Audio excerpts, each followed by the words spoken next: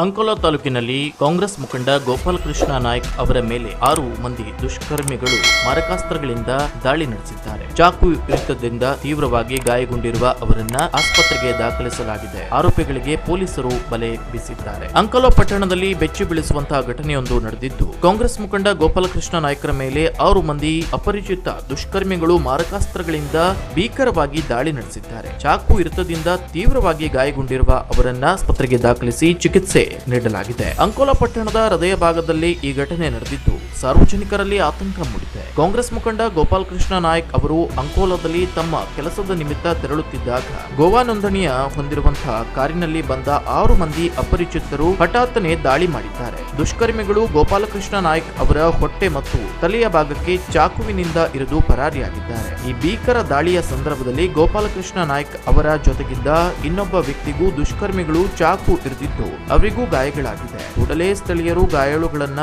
ಅಂಕೋಲಾ ಖಾಸಗಿ ಆಸ್ಪತ್ರೆಗೆ ದಾಖಲಿಸಿದ್ದಾರೆ. ಗೋಪಾಲಕೃಷ್ಣ ನಾಯ್ಕ್ ಅವರ ಸ್ಥಿತಿ ಗಂಭೀರವಾಗಿದ್ದು ವೈದ್ಯರು ಚಿಕಿತ್ಸೆಯನ್ನ ನೀಡುತ್ತಾ ಇದ್ದಾರೆ.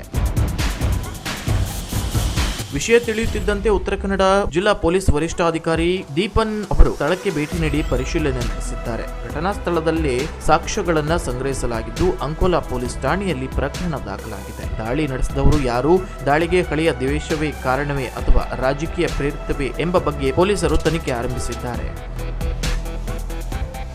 ದಾಳಿ ನಡೆಸಿದ ಬಳಿಕ ಆರೋಪಿಗಳು ಅದೇ ಕಾರಿನಲ್ಲಿ ವೇಗವಾಗಿ ಪರಾರಿಯಾಗಿದ್ದಾರೆ. ಗೋವಾ ನೋಂದಣಿಯ ಕಾರು ಇದಾದ್ದರಿಂದ ಜಿಲ್ಲೆಯಾದ್ಯಂತ ನಾಕಾಬಂದಿಗಳನ್ನು ಹಾಕಲಾಗಿದ್ದು ಗಡಿ ಭಾಗದಲ್ಲಿ ತಪಾಸಣೆ ತೀವ್ರಗೊಳಿಸಲಾಗಿದೆ. ಗೃಹ ಸಚಿವರ ಆಪ್ತ ವಲಯದಲ್ಲಿ ಗುರುತಿಸಿಕೊಂಡಿರುವ ಗೋಪಾಲಕೃಷ್ಣ ನಾಯ್ಕ್ ಅವರ ಮೇಲಿನ ಈ ದಾಳಿಯು ರಾಜಕೀಯ ವಲಯದಲ್ಲೂ ಸಂಚಲನ ಸೃಷ್ಟಿಸಿದೆ. ಜಿಲ್ಲೆಯ ಶಾಂತಿ ಸುವ್ಯವಸ್ಥೆಗೆ ಧಕ್ಕೆ ತರುವ ಇಂತಹ ಕೃತ್ಯಗಳನ್ನು ನಡೆಸುವವರ ವಿರುದ್ಧ ಕಠಿಣ ಕ್ರಮ ಕೈಗೊಳ್ಳಬೇಕೆಂದು ಸ್ಥಳೀಯ ಕಾಂಗ್ರೆಸ್ ಕಾರ್ಯಕರ್ತರು ಆಗ್ರಹಿಸಿದ್ದಾರೆ.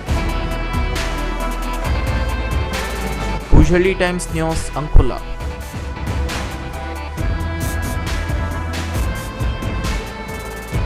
ಕುತೂಹಲಕಾರಿ ಮಾಹಿತಿಗಾಗಿ ಕೂಜಳ್ಳಿ ಟೈಮ್ಸ್ ಚಾನೆಲ್ಗೆ ಸಬ್ಸ್ಕ್ರೈಬ್ ಆಗಿ.